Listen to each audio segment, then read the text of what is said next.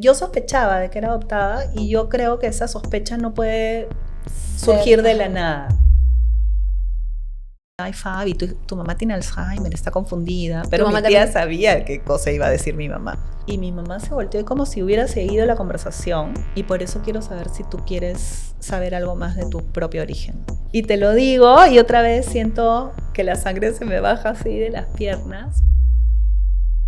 Pero las tres dormíamos en una misma cama, en una pensión. Hay pobreza en el medio y la evidencia me demuestra que ella me quiso y que no soy una bebé abandonada. Yo odio esa palabra.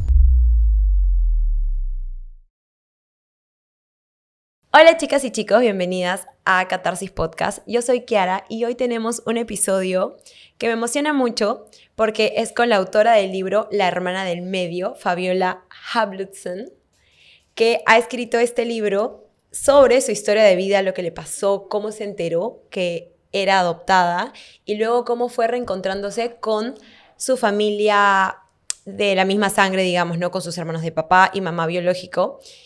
Y todo esto pasa, curiosamente, cuando ella ya tenía 40 y pico, o sea, se enteró a una edad avanzada. Y decidió escribirlo en este libro, que es su primer libro, pero no su último libro. Bienvenida, Fabiola, gracias por estar aquí. Gracias, Kiara, gracias por invitarme, estoy feliz de estar aquí. Bueno, cuéntame primero quién eres hoy día. Hoy día tengo 56 años, me enteré a los 48 de que era adoptada. Tengo 30 años de casada, 2 hijos. Estuve de enamorada solo 1 año con mi esposo y nos casamos al año de conocernos. Eso es algo medio loco que hice en mi vida y salió bien, gracias a Dios. Y soy economista. He estudiado a raíz de la publicación del libro. Sentía que como que estaba cojeando. A mí me gusta estudiar y estudié una maestría en escritura creativa. Entonces, más o menos así se puede resumir mi vida. Qué increíble, muchas facetas. Sí. Empieza contándonos sobre tu infancia. ¿Qué recuerdos tienes cuando eras niña? No sé si el primer recuerdo, pero quizás cuando empezabas el colegio, cómo eran tus rutinas. Nosotros vivíamos en la urbanización San José, en Bellavista, en el cruce entre Fawcett y Benavides. Okay. Fawcett y Colonial, ahora se llama Benavides. Y camino al aeropuerto. Era una urbanización muy tranquila. Vivíamos en una casa que tenía techo a 2 aguas, como las casitas de muñecas. Alto. Y, sí, de un solo piso, pero con la casita así, ¿no? Que era inusual en esa época. Y vivíamos mi papá, mi mamá y yo. Era hija única de padres mayores. Mis papás, en teoría, me habían tenido cuando mi mamá tenía 40 y mi papá 44. Luego ya sabemos que la historia era distinta. Claro. Y mi infancia fue una infancia feliz, un poco sola, ¿no? A pesar de que era amiguera, estaba acostumbrada a jugar sola, sabía jugar sola. Mi mamá no era de tirarse al piso a jugar, mi papá tampoco. Yo supongo que porque eran muy grandes ya. Pero me entretenía sola. Y luego ya cuando vas al nido, al colegio, ya comienzas a tener amigas y invitábamos a la casa, me invitaban ellas. Fue una infancia feliz. Fue bonita. Sí, yo creo que sí. Pero siempre la gente me decía, eso odiaba, me decían, hija única, uy, debe ser súper engreída. Y me daba mucha cólera que me dijeran eso, ¿no? O sea, pero me daba rabia. Pues decía, ¿por qué tengo que ser engreída? O sea, ¿qué significa? Algún día le pregunté a mis papás, ¿qué significa ser engreído? ¿No? Y no me sentía así. Y más en una época en la que las familias solían ser numerosas. Sí. Tenían 3, 4, 5 hermanos. Bueno, ahora sí. Ya no se ve tanto, pero... Sí, es verdad. Todos mis amigos tenían 5 hermanos, 4 hermanos y yo era sola, ¿no? Y todas las navidades le escribía a Papá Noel, le pedía un chichovelo, no sé, una licuadora y un hermanito. Siempre ponía el hermanito, ¿no? No, yo pensé que no me los daba, pero sí. Te los estaba dando por otro lado. Sí. Pero claro, cuando uno es niña no se da cuenta quizás de la edad que tienen sus padres. Para nada. Tú dices que tu mamá, si te hubiera dado a luz, digamos, ¿no? Hubiera sido a los 40 años. Que es posible hoy día, es muy posible, hay tratamientos y todo. Inclusive es posible de una manera natural, pero no es tan común. Y en esa época no sé si ellos se sentían mayores, ¿no? Cuando iban a las reuniones del colegio o en el círculo. Totalmente. Mi mamá siempre tenía como vergüenza. Sí. Me decía, es que las otras mamás son jóvenes. También es verdad que no era como ahora en la maternidad, ser madre de familia en el colegio implica que te hagas amiga de las mamás, porque hay un montón de actividades juntas. En esa época no era tanto así. Tú invitabas a tu mejor amiga, un par de amigas, ¿no? Pero no era como ahora, o las fiestas de cumpleaños no eran masivas como son ahora, no hacías un fiestón, sino era tu fiesta con tus más amiguitas, 5, ¿no? 6, un lonchecito en la casa. Eso Claro. también ha cambiado, ¿no? Claro.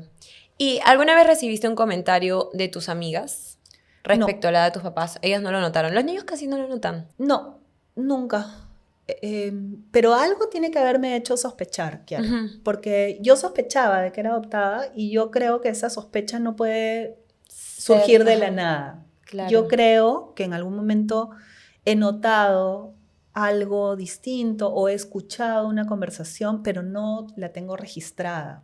Ok. ¿No te acuerdas exactamente en qué momento empezaste a tener esta idea? No, ni tampoco sé qué la motivó, pero sí sé que la tenía desde chica. Desde la primaria, a mi mejor amiga de la primaria, dice ella que ella se acuerda que un día la llamé por teléfono y le dije, yo creo que soy adoptada. Pero yo no me acuerdo qué detonó, qué gatilló ese pensamiento. ¿Te acuerdas de qué sentías alrededor de la idea de ser adoptada? Quizás no me parezco a mi mamá, no me parezco a mi papá. Eso fue más adelante, ya más grande, ¿no? Porque de niña es solo... Soy adoptada como en las... Claro, y eres adoptada como en las novelas, ¿no?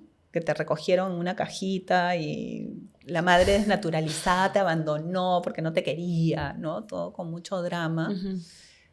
Pero bueno, eran ideas que pasaban, ¿no? Tampoco es que me quedaba anclada en eso.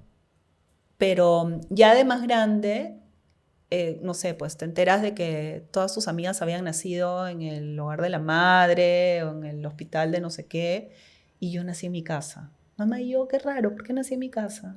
Ay, porque nosotros preferimos así, con el tío Pepe, que era doctor, no sé qué. Entonces pasaban los años y después había que, claro, que para una mujer de 40 años que va a dar a luz primeriza, es imposible que un doctor te atienda en la casa. Sí.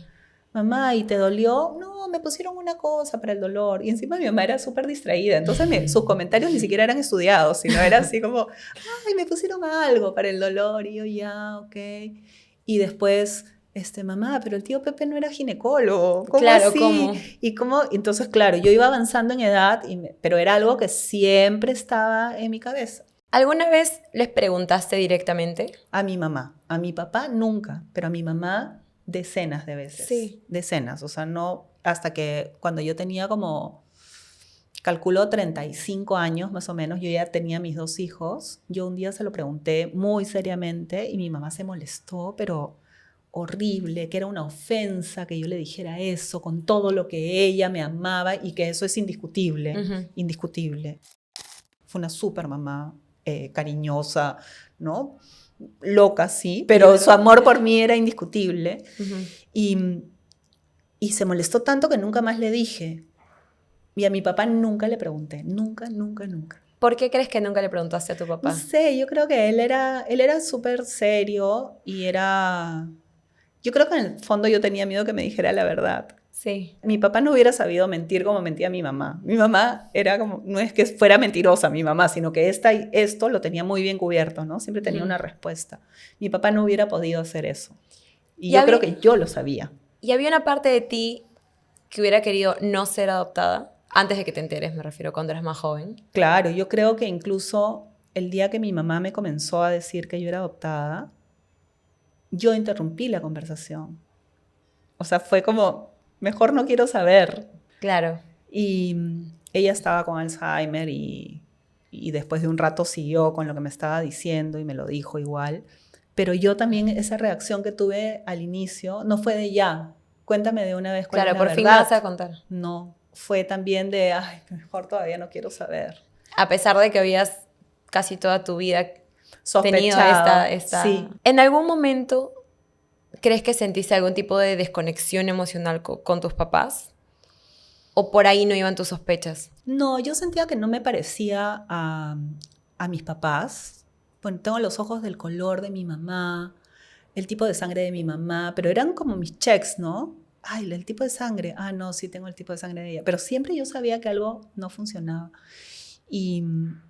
Pero no era desconexión. Yo creo que así hubiera sido mi mamá biológica. Igual me hubiera peleado con ella porque éramos diferentes, pero nuestras diferencias no tenían que ver con la herencia genética, claro, ¿no? Sino eran cuestiones de personalidad. Y claro. yo tengo amigas que se llevaban igual con sus mamás y son sus mamás biológicas, ¿no? Pero yo insisto en que yo debo haber escuchado algo, algún comentario de muy chica que se quedó flotando en mi cabeza, ¿no? Lo típico que muchas veces los adultos hablan con los niños cerca y piensan que los niños no lo entienden, pero en realidad los niños se quedan con todo e incluso pueden empezar a desarrollar ideas tan largas y tan profundas como la que tú empezaste a desarrollar. Claro, pero yo no tengo recuerdo de eso. Pero solo El me lo subconsciente. explico, claro, solo me lo explico así, ¿no? Ahora, por eso cuando la gente me pregunta qué aconsejo yo, es siempre decir la verdad. Tú cuando sabes la verdad desde chiquito, desde bebé, tú asumes eso y lo vas interiorizando como parte de tu familia. Es una familia distinta, así como antes era un tema, hijo de padres divorciados, porque claro, nadie se podía divorciar, ahora ya no. Entonces igual hay que normalizar también este tipo de paternidad, ¿no? Los niños crecen normalizando lo que ven y lo que escuchan cotidianamente. Totalmente. Y luego inclusive también enseñan afuera, ¿no? Para que otros niños quizás no lo vean distinto o sepan que existen familias diferentes. Kiara, además, el mantener esto oculto o un secreto, tú callas y pones en secreto algo que es malo. Exacto. Entonces le estás dando una connotación negativa desde el momento en que no quieres revelarlo. Y ahí es donde viene a ser adoptado es malo. No quiero ser adoptado. Cuando tú te vuelves madre, ¿cómo cambia o cómo entiendes la relación ya entre una madre y una hija? Ah, bueno, pero para mí mi etapa de mamá estrenada con mi mamá al lado, lo típico es que tu mamá te ayuda con tu maternidad. Pero yo le decía, mamá, ¿cómo hago con el pañal? Ay, no sé, a mí no me mires porque yo no me acuerdo. Eso también para mí era rarísimo, pues yo veía a todas las mamás de mis amigas ayudando y mi mamá, yo le enseñaba a mi mamá y ella aprendía. La verdad que era una abuela espectacular. Iba a mi casa, se tomaba un micro, iba 45 minutos en el micro para ir a cuidar a Daniela un rato y jugar con ella. O sea, sí, súper. Pero claro, no sabía nada, ni qué comían los bebés, y todo eso eran mis alertas, ¿no? Pienso que para mí no conozco otro tipo de maternidad. Yo conozco solo la maternidad de haber hecho la panza y luego irte enamorando de ese bebé día a día, porque es como un enamoramiento. Cada día te vas enamorando. Y yo creo que lo mismo le debe haber pasado a mis papás, solo que yo tenía 1 año y medio. Claro. Empezó 1 año después. Sí. Pero probablemente es un proceso muy similar. Sí. Tu mami luego creo que le detectan Alzheimer. Sí. ¿En qué etapa fue esto? Ya estábamos grandes. En el 2016, ellos se mudaron a vivir conmigo. Mi papá y mi mamá, conmigo, mi esposo, mi familia, porque ya mi mamá comenzó a regalar plata en la calle, se perdía, se iba al mercado y no se acordaba para qué había ido, entonces ya necesitaban ayuda y se mudaron con nosotros. Y mi mamá me cuenta esto en el 2017, ¿no? El diagnóstico llegó por ahí más o menos, pero ya sabíamos que ella era grande, ¿no? Ella tenía más de 80 años, 85 años más o menos, tal vez más, cuando la diagnostican. Y bueno, son cosas parte de la vejez y de la vida y de la longevidad, ¿no? Claro, el Alzheimer es una enfermedad a veces muy cruel también porque la gente se va olvidando, pero también se confunden mucho. Entonces tu mamá y tu papá seguían vivos todavía, se habían mudado contigo. En todos estos años, digamos que ya habías hecho tu propia familia, ¿no? Tu nuevo núcleo familiar, ¿aún persistías con esta idea de que eras adoptada? Sí, totalmente, sí. ¿Y la comentabas? Después a mi esposo. Después de ese pleito, cuando yo tenía como 35 años, mi esposo Alfredo se acuerda que estábamos viendo Doctor House y hay un capítulo en el que se muere el papá de él y él viaja y le corta con un corta uñas en el ataúd la oreja para hacerle una prueba de ADN y saber si era su hijo biológico o no. Y cuando mi esposo se acuerda siempre de eso, y cuando estábamos viendo ese capítulo le dije, así voy a terminar haciendo yo con mis papás. O sea, era una idea que no se me iba. O sea, si veía una película, contigo. Claro. Y por eso creo que eso hace daño. Creo que eso hace daño porque es algo que no cuaja y que no encaja y tú no sabes qué es lo que no encaja. Sientes que tú eres de repente soy yo la que no está encajando. Claro. ¿Qué tengo mal? Cuando en realidad no tienes nada mal, es solamente una historia tuya que te pertenece y que no te la han revelado. Claro, te faltaba una respuesta. Claro. ¿Cómo fue la ocasión en la que tu madre te revela que eras adoptada? Bueno, mi mamá estaba ya con el Alzheimer, no podía hablar bien, confundía las palabras, te hablaba mucho con señas. Eso se llama afasia, cuando ya no pueden las palabras, confunden una cosa con otra. En vez de decir vaso, dicen el auto, o sea, cualquier cosa, ¿no? Bueno, y un día estábamos en el club con mi tía y comenzó a decir que ella había querido tener un bebé. Te traduzco, ¿no? Porque ella hacía señas. Y que entonces llamó por teléfono y que pidió un bebé. Pero que después salió encinta, entonces llamó y canceló ese bebé. Ok. Y así fue, ella salió encinta cuando ya estaba en los trámites de adopción, avisó que estaba embarazada y que por ahora suspendía los trámites y luego perdió ese bebé. Y yo sabía que ella había perdido un bebé, pero se suponía que ese bebé, ella había vuelto a salir encinta después de mí y que lo había perdido, ¿no? Claro, por la edad. Sí, y en mi infancia yo me acuerdo de haber rezado por ese bebé. O sea, era así, ya vamos a rezar por tu hermanito, que es un angelito en el cielo, ¿no? Algo así. Pero claro, él había sido antes que yo llegara a la vida de mis papás, sí.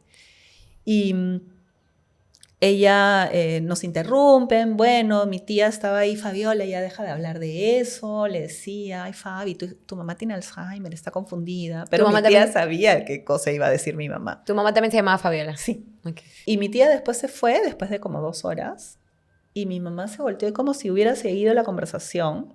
Okay. O sea, claro, no hay temporalidad para el Alzheimer, ¿no? Entonces, para ella acababa de pasar lo anterior.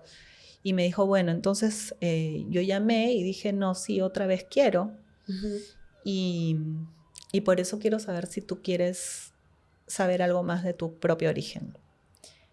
Wow. Y te lo digo y otra vez siento que la sangre, sí, que la sangre se me baja así de las piernas porque fue como, ¿y ahora qué tengo que hacer con esta información? Y ella era frágil, o sea, de repente si ella me lo hubiera dicho hace 30 años, me hubiera peleado con ella. Y yo, ¿qué? Le hubiera dicho, ¿qué? ¿Por qué? ¿Cómo? ¿No? Claro, además pero no fue una manera directa de decirlo, ¿no? No te dijo, eres adoptada o te adoptamos, sino te contó una historia y luego fue, ¿quieres saber algo de tu sangre? Sí. ¿Qué es lo primero que pasó por tu mente? No llegué a responder, estaba con esta cuestión física de las tripas pegadas y ella, sin que yo llegue a responder, me dijo, ¿me vas a seguir diciendo mamá? No, ¿me vas a seguir queriendo? Y después me dijo, ¿tus hijos me van a seguir diciendo abuela? Entonces, ante esa fragilidad, imagínate, ¿qué le vas a preguntar? Nada, le dije, mamá, nada va a cambiar. Le dije, le agarré las manos, le dije, nada va a cambiar, tú siempre vas a ser mi mamá. Y mis hijos, claro que sí, le dije, tú siempre vas a ser su abuela. Y de ahí me quedaba callada a ver si me contaba algo más, ¿no? Contó muy poco más y muy enredado, claro, porque ya tenía mucha confusión. Pero sí, así fue ese día. A ella no le pregunté nada porque sentía que la iba a desestabilizar, ¿no? Si yo mostraba mucho interés por saber mi origen, ella podía de verdad pensar que yo ya no la quería y no... Era muy difícil hacerle entender a ella eso si ella ya no estaba en su capacidad completa, ¿no? ¿Por qué crees que ella te lo dijo en ese momento? Ella se confundió. Después hemos podido hilvanar y ella, 10 años atrás, hubo un almuerzo en mi casa de mi suegra.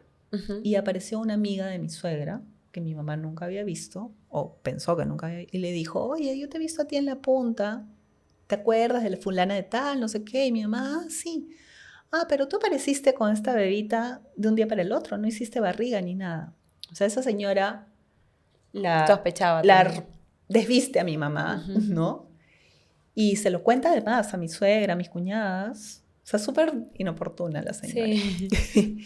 Y mi mamá se quedó con eso y dicen mis tías que mi mamá las llamaba por teléfono y decían, le van a decir, ¿y ahora qué hago? Y no sé qué. Y mi papá le dijo, no le vas a decir nada. El que no quería que yo supiera era mi papá, que decía, mi papá era suizo, blanco, negro. Es mi hija, fin. No tengo por qué. No hay que dar más explicaciones. Yo no tengo por qué darle explicaciones ni a ella. Porque es mi hija. Y mi mamá respetaba un poco eso y también se moriría de miedo de decirme, ¿no? Yo creo que también yo hubiera tenido miedo. Y el día anterior a que mi mamá hable conmigo, mi suegra estaba en mi casa y la llamaron por teléfono y la llamó esa señora. Y mi mamá escuchó ese nombre y su cerebro se fue 10 años atrás y dijo, la está llamando para decirle que Fabi es adoptada. Entonces ella quizás, ¿no? En su mente que estaba un poco frágil, pensó o revivió ese miedo de que te enteraras y prefirió decírtelo. Y dijo, y prefiero decírtelo yo. Wow. Entonces, sí, pudimos reconstruir eso ya con ayuda de mi suegra. Ya cuando le dije a mi suegra, bueno, ya sé lo que tú ya sabes. Porque ella, imagino que tu suegra lo sospechaba porque la amiga le contó. O sea, mi suegra estaba ya segura y mis cuñadas también, pero nadie me dijo nada. Pero ¿no? Estaban seguras por lo por que la tía. Por la tía. Por la tía esta que había dicho que sabía que mi mamá no había hecho panza y que apareció con esta niña ya de más de un año, ¿no? Y alrededor de tu familia, imagino que todos lo sabían porque apareciste. Todos. Yo hago bromas y digo el heladero, el panadero, todo el mundo sabía. Todo el mundo sabía porque, claro, además se les escapaba. Claro que se olvidaban, ¿no? Ya en la familia ya te olvidas de que ya es la hija de Fabiola y Lucho, ya no. Nadie es parte de la familia. Nadie está pensando, ay, pero ella es adoptada. Claro. ¿No? De pronto algún comentario dicen que hacían, por ejemplo, yo cuidé a mis papás de viejitos hasta el final.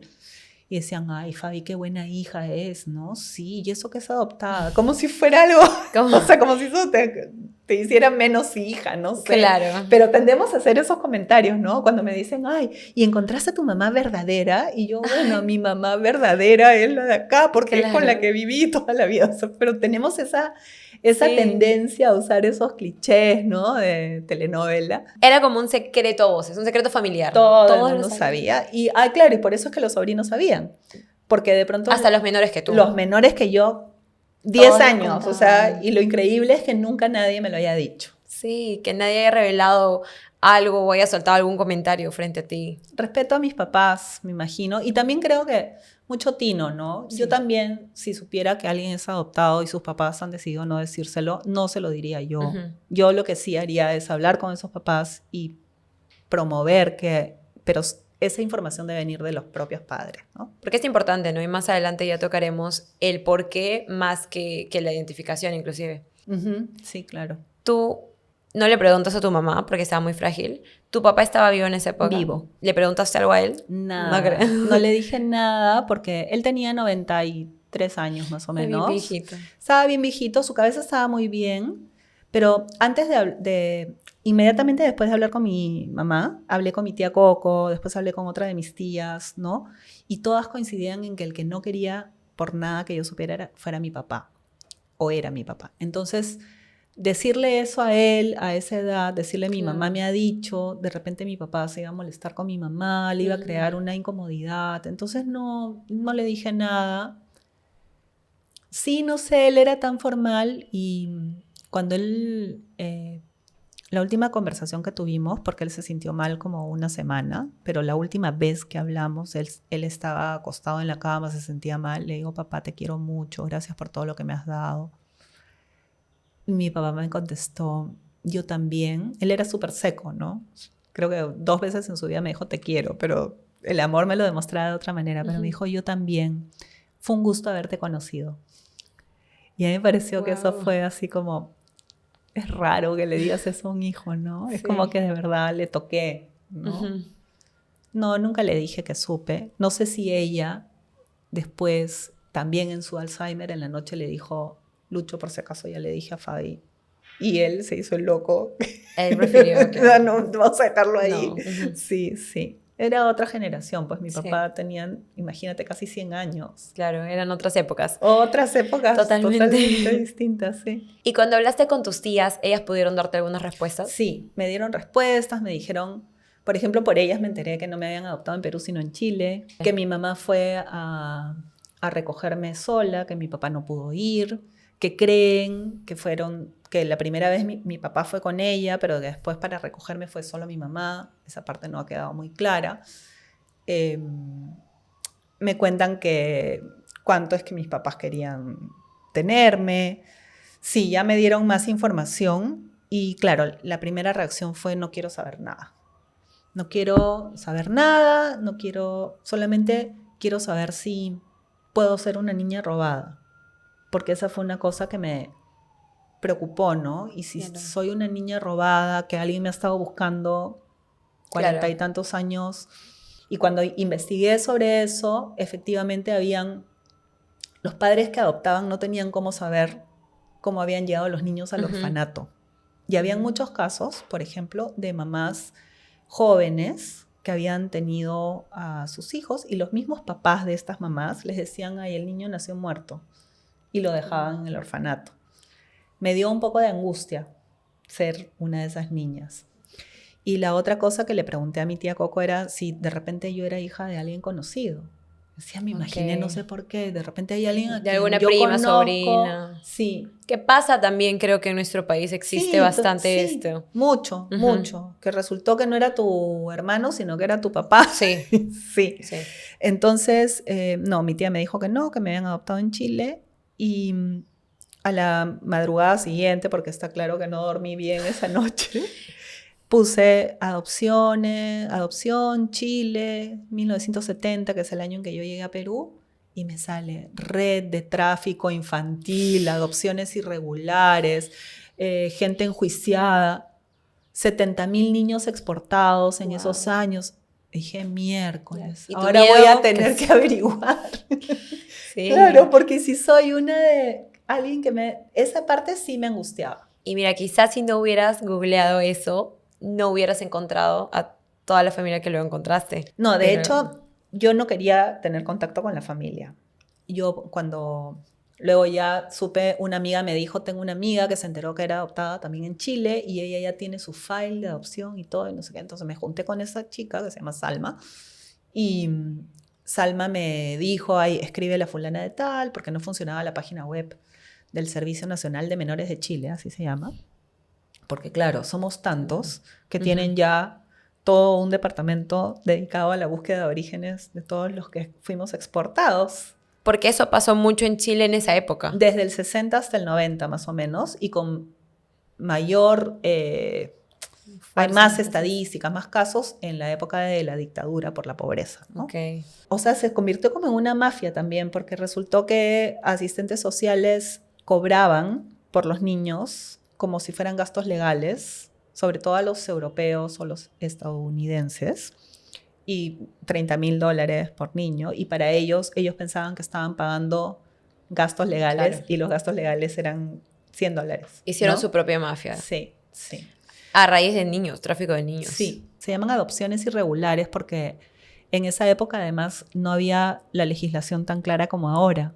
Entonces no llega a ser ilegal, pero porque no existía la ley. Claro, era un vacío legal. Sí. Después de que hablas con tus tías, te enteras esa primera noche, ¿a quién fue la primera persona que le contaste? Bueno, yo le conté a mi esposo primero. Mi mamá y yo en la mesa del club. Y mi esposo entraba, era mi aniversario además, 25 de marzo del 2017. Entonces él entra y yo le hago así, que se siga nomás, ¿no? Porque mi mamá siguiera hablándome más, me diera más información, y él me hace así y se metió a la piscina. Entonces cuando mi mamá ya no iba a decir nada, le dije, ¿quieres un helado? Sí, ya te voy a comprar, no te muevas. Entonces me paré y Alfredo estaba en el centro de la piscina. Me tuve que quitar la salida de baño y me metí a la piscina, casi me ahogó, no sé por qué se me ocurrió hacer eso. Y llegué hasta el centro de la piscina así flotando y le digo, Alfredo, soy adoptada. Y él, Fabi, otra vez con eso. Y yo, sí, pero esta vez sí. ¿Por qué? A ver, ¿qué te ha dicho? Entonces le dije, y me acuerdo clarito, Alfredo sí tenía piso, porque es más alto que yo. Y Alfredo se agarraba así la cabeza, que siempre se agarra la cabeza cuando algo pasa.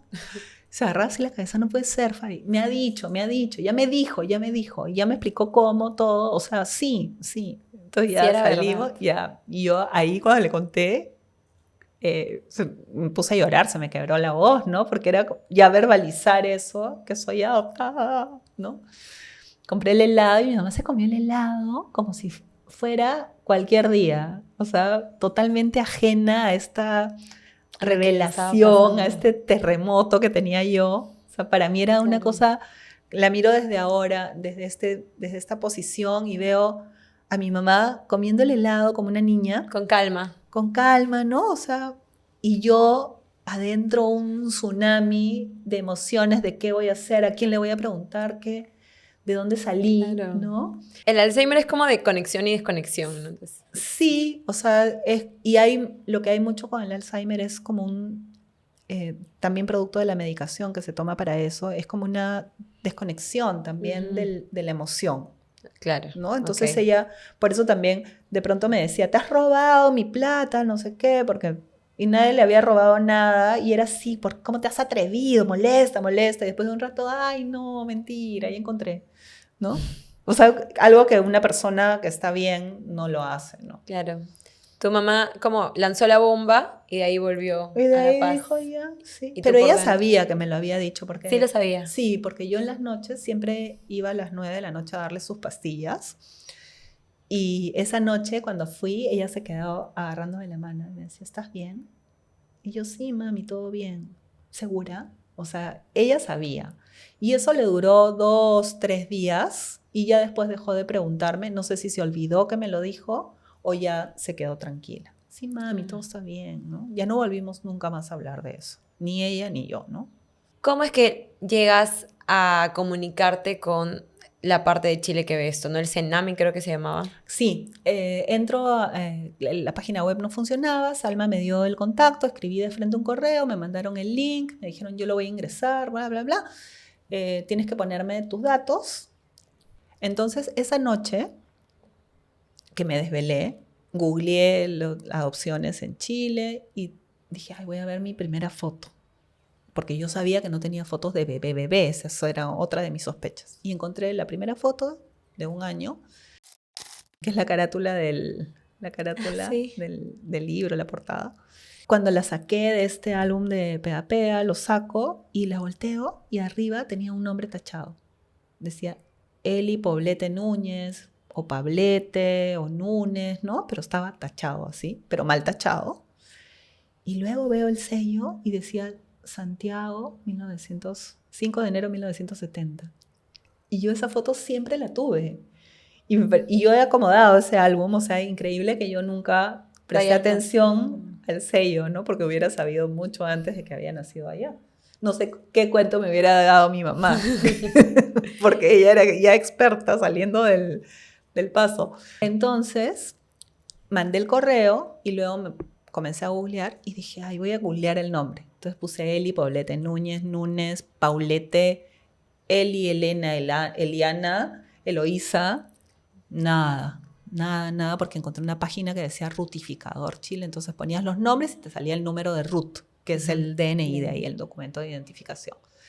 Y entonces ya de aburrimiento puse Fabiola puse Jablutzel, para ver si habían más Jablutzel en Chile.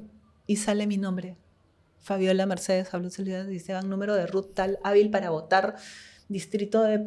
Oh. ¿Y yo qué? O sea... Tenía otra nacionalidad, claro. Tenía un documento de identidad en otro país que yo nunca había visitado. Yo había pasado por el aeropuerto nada más.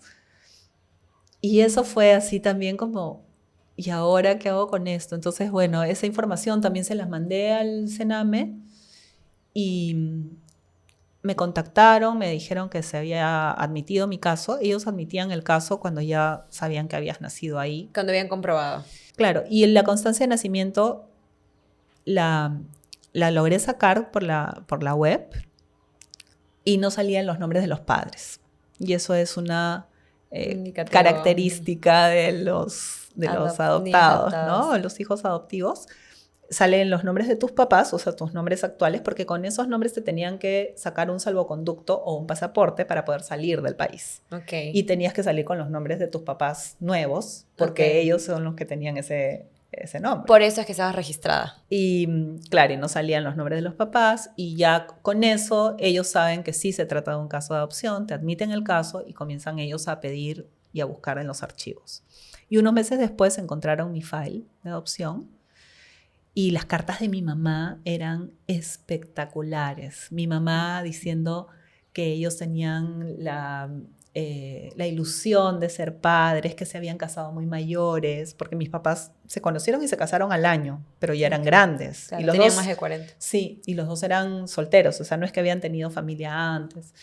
Y las cartas de mi mamá son de verdad una delicia, tanto que las he puesto tal cual en el libro. Qué bonito verlas, sí. Sí, y eso para mí fue así como una sanación, ¿no? De cuánto, y decía, ojalá todos tuviéramos, ¿no? O mis hijos hubieran tenido, cuánto es que los queremos tener, ¿no? Porque eso normalmente por tu hijo biológico solamente dices, ay, bueno, cuando quieres ya salir embarazada, ya quiero, pero no es... No tienes que escribirle una carta a alguien para que te dé un hijo, que y es no lo que pasó una, con tu mi mamá tuvo que escribir, no sé, 15 cartas. Sí. Porque no, le decían que no, que primero priorizaban los casos para Chile, que era muy difícil. Y mi mamá, la asistente social le decía, pero es que me tienen que mandar los documentos. Y mi mamá, ya le mandé los documentos. Sí, ¿no? Y en esa época no era como ahora que mandar los documentos es un mail, sino era empaquetar cartas, enviarlas por avión, por tierra, quién sabe. Pero... Y ahí hay cartas que se cruzan también. Sí. Mi mamá le dice, no he recibido respuesta, y la otra le está respondiendo porque mi mamá era un poco desesperada, no tengo que era alocada.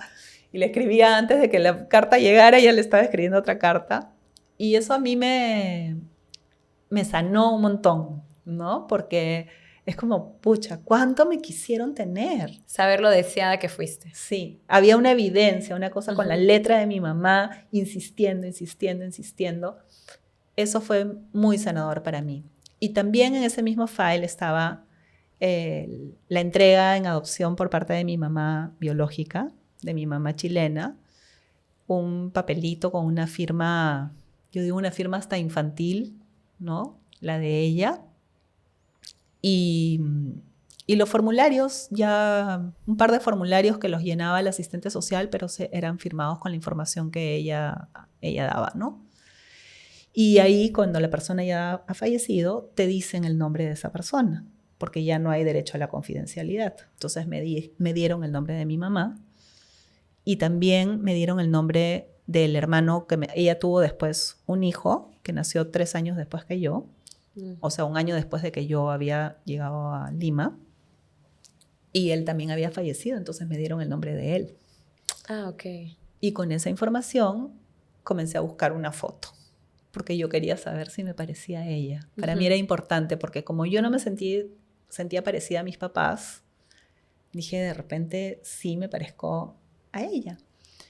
Y el Sename me dijo que no tenían ellos foto, entonces comencé a stalkearlos en Facebook. Creo que no había Instagram en ese entonces, o no era tan popular. Los stalkeé, encontré la partida de defunción de ella, y así encontré cuántos hijos había tenido, dónde los había tenido, todo con el nombre del otro hijo, ¿no? Claro. Como ya había fallecido. Y bueno, y no encontré ninguna foto de ella. Y fue loco que cuando recién comencé a pensar en esta mamá biológica, me demoré, te diría que hasta semanas, en pensar que existía un papá biológico. Sí, no pensaste que también tenías un papá. Es alucinante porque el vínculo con la madre es tan fuerte y tan inconsciente, o sea, es como... Y de pronto un día leí un artículo, porque me la pasaba leyendo sobre las adopciones ilegales, y leí un artículo que hablaba de la historia de una chica que la mamá biológica no le dijo quién era el padre biológico cuando ella ya la encontró. Le dijo, ya tú lo averiguarás. Y cuando lo encontró, el padre había puesto una denuncia, porque él sí había querido tener a su hija y la señora no quiso. Y la entregó en adopción. Y cuando leí ese artículo dije, miércoles, yo también tengo un papá. Y de repente ese papá, sí, igual que este papá, no quería darme en adopción. O de repente no sabe que yo existo. Claro. Claro, no hay que descartar o no hay que obviar que hay un poco de ilusión ahí, ¿no? Hay una ilusión de ser querida, de no ser desechable, ¿no? De que no fue que te dejaron porque no te querían, ¿no? O sea, hay ahí una cosita psicológica también. Pero claro, la ilusión de que de repente también alguien te ha estado buscando y a raíz de eso también se potencia un poco mis ganas de saber, ¿no? Saber más. Pero con mucho miedo de conocer. Ellos en el Sename te preguntan si tú quieres hacer contacto con tus hermanos biológicos y yo dije que no, que así estaba bien, que yo lo que quería saber era cómo había sido, si no había habido nada ilegal y punto. Pero que quería una foto para saber si me parecía.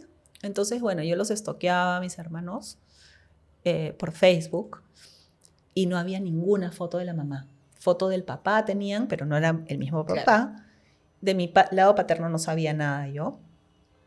Y de pronto un día, en noviembre, mi mamá biológica había muerto un 22 de noviembre y su cumpleaños era el 26 de noviembre. Entonces, mi hermana Carolina había publicado en julio, me parece, algo sobre su papá a raíz del aniversario de la muerte o de su cumpleaños. Entonces dije, en noviembre seguro va a poner la foto de su mamá, que es mi mamá. Ok, entonces esperé. Aguardaste a que suban la foto. El periodista me escribió el 21 de noviembre. Y me dice, hola, mira, yo estoy investigando los casos de las adopciones irregulares. ¿El periodista llega a ti por qué? Porque yo publicaba en Facebook mi historia. Primero, cuando yo recién me enteré, toda la familia estaba aterrada de que yo estuviera molesta con ellos porque nadie me había dicho. Claro.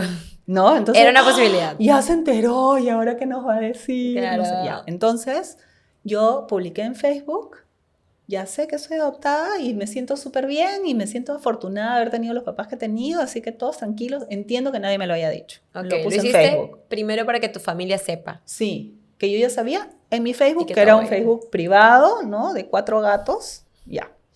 Pero ¿qué pasó? Muchos de mis amigos o familiares me comenzaron a escribir, yo también sé de mi prima, no sé qué. Puedes ponerlo en público porque está bien lindo el post. Como a mí me gustaba escribir, entonces lo puse en público y así luego la gente me preguntaba, ¿y cómo te enteraste? ¿Y cómo supiste? ¿Y ahora qué vas a hacer?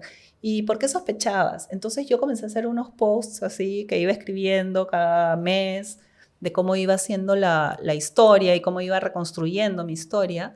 Y el periodista se encontró eso. Y llegó hasta ahí. Entonces, claro, como estaban en público, el que investigaba las adopciones irregulares encontró el caso de esta chilena en Perú. ¿Y qué soy yo? Y a raíz de eso te escribe. Y él me escribe y me dice, oye, sí, tu adopción fue irregular. No, le digo yo, todos mis papeles estaban en orden. Y te dieron todo. Bueno, me quedé con ganas de tener una foto. Yo te consigo la foto, me dijo. Le dije, pero es que el registro civil cierra las fotos cuando la persona ha fallecido. No, yo te la consigo con mis contactos. ¿Ok? Le dije que ya.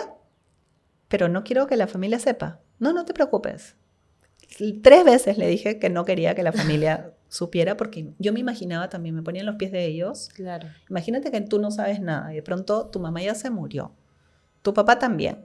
Y viene alguien y te dice, oye, ¿tienes una hermana? No, pues. Claro. ¿No? ¿Para también qué? te desconcierta. ¿Y para qué les iba a cambiar así la vida? Y me dijo, no te preocupes. Está escrito, ¿ah?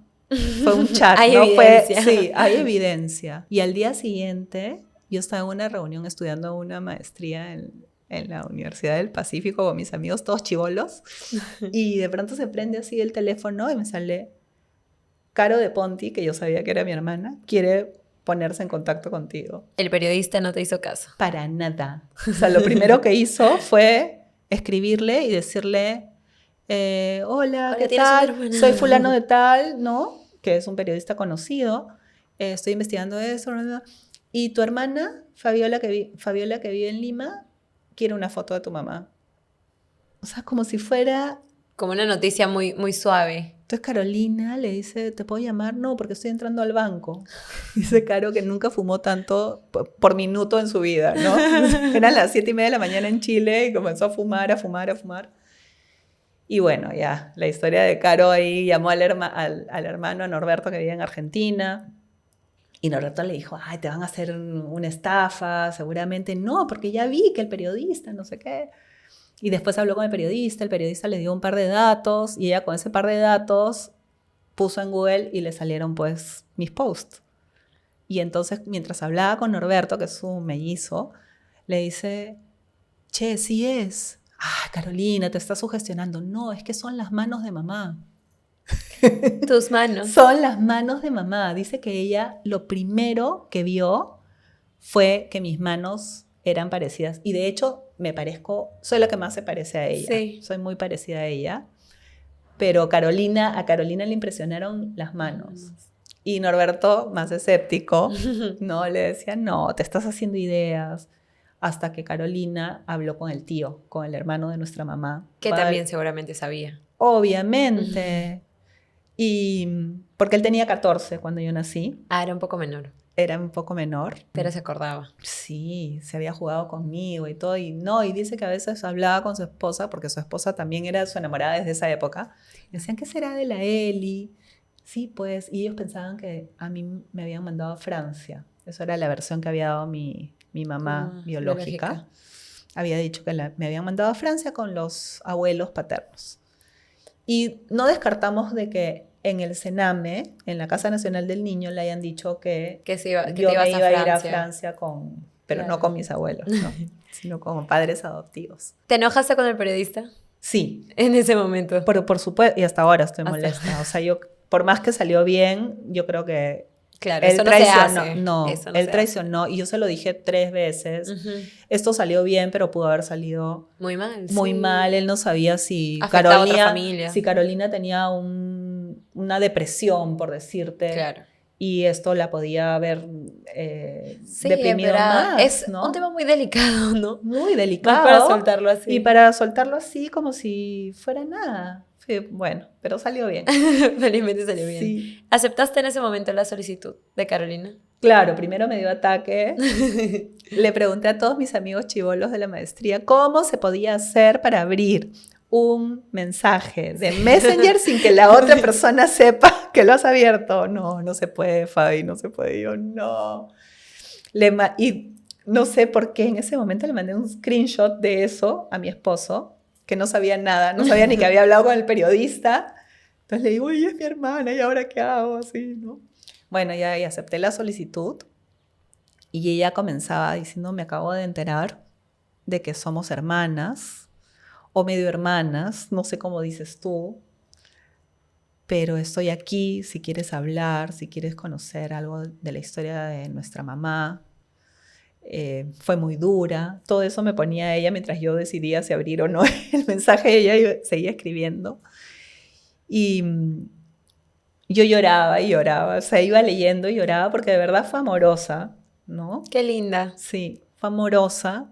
Y después discutíamos porque yo le decía, no puede ser que yo te haya puesto eso primero. Sí, me pusiste eso y efectivamente yo retrocedí los 800,000 y le había puesto. Estoy muy enojada. Fue lo primero que le puse. No le puse hola, no le puse qué lindo que me escribas. No, le puse hola, estoy muy enojada. Y Carolina estaba en el teléfono con Norberto y le dice, che, y me está contestando. Uy, dice que está muy enojada. Entonces Norberto, te dije vos que bla, bla, bla, bla. Te dije que no le escribieras porque ella por algo no te ha contactado, no sé qué. Le colgó el teléfono. Pero yo le pongo, estoy muy enojada y no sé si después, y de ahí con el periodista. Porque por revelarte la información. Porque yo le dije que no quería moverles la vida a ustedes, porque yo no sabía si ustedes sabían, o sea, pero no sé por qué me salió, eso fue lo primero que me salió y qué burra, ¿no? Pero bueno. Uno no. Bueno, es que es un momento tan... Y todo el mundo te dice, yo hubiera hecho tal cosa. A la hora que estás en esos zapatos no tienes idea de lo que vas a hacer, porque si lo hubiera podido pensar, jamás le hubiera puesto eso, sino me hubiera mostrado como mensaje. Claro, me hubiera mostrado como una hermana buena y angelical como soy. Bueno, así fue Y de ahí... ella me decía, te llamo, y yo no podía hablar. Yo lloraba y lloraba. Ni siquiera sé por qué lloraba, pero era un desborde así de emoción. Porque lloraba entre pena porque me daba pena también lo que ella me contaba, que la madre había sufrido mucho, que su vida había sido muy dura. Y casi siempre es así. Casi siempre una mamá que tiene que dar una opción separarse de su hijo, casi siempre es porque está en una situación extrema, ¿no? Sería muy raro que te dijeran, ay, mi mamá siempre fue feliz, estaba casada y llegaste tú, pero te dio una adopción. Es rarísimo. Y además creo que el dar en adopción debe requerir también mucha fuerza emocional, que si no tienes un buen acompañamiento psicológico, que claramente no tienes en una situación difícil o en una situación de pobreza, muchas veces lo llevas contigo toda la vida. Toda la vida. Bueno, y ella ese día hablamos por horas, nos escribimos por horas, no llegamos a hablar, porque de verdad yo no podía hablar. Y ella me contó que cuando nuestra mamá murió a los 59 años en Argentina, y cuando ella ya guardó sus cosas, encontró una foto dentro de un libro, de una agenda, donde ella guardaba fotos de sus hijos y tal. Encontró una foto de su mamá muy joven con una bebita. Y en la parte de atrás, la foto decía Eli y yo, 12 de agosto del 69, un año. Y yo nací el 12 de agosto del 68. Fue tu cumpleaños. Era mi primer cumpleaños y ella, que es una niña, ¿no?, de 18 años, con un gorrito de cumpleaños. Yo salgo seria en la foto. Ella encuentra esta foto y a mí me parece casi milagroso que Carolina no la bote y se la dio al tío. Y el tío, que sabía quién era yo, cuando Carolina le dice, ¿quién es esa bebita? Una bebita del barrio que tu mamá cuidaba.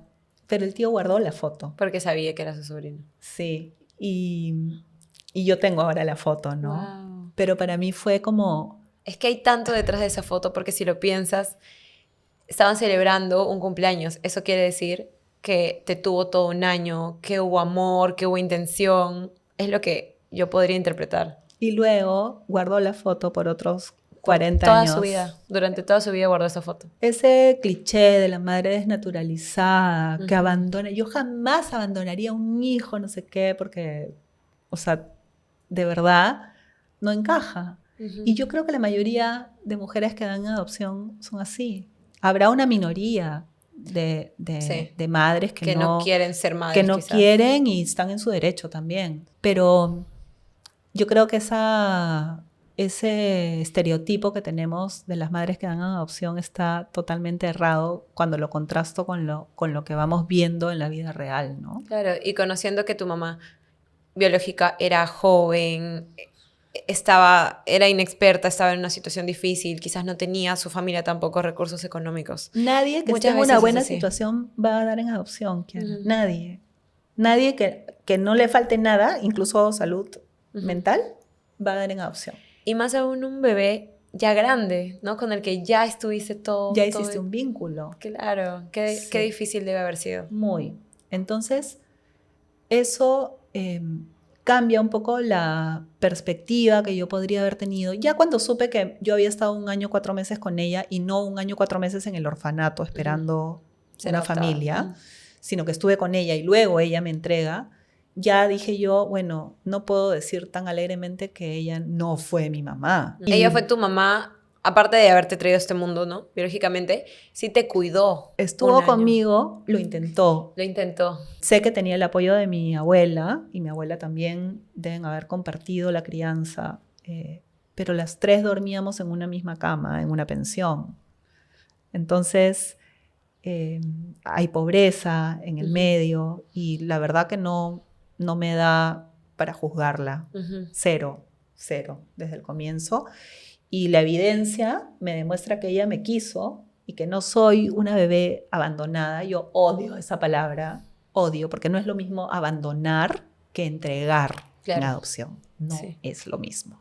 ¿Cómo a raíz de esto empiezas a desarrollar el vínculo con esta hermana que inicialmente te habló y luego te enteras que tenías más? Ella sabía que tenía más porque ya me los había estoqueado por todos lados.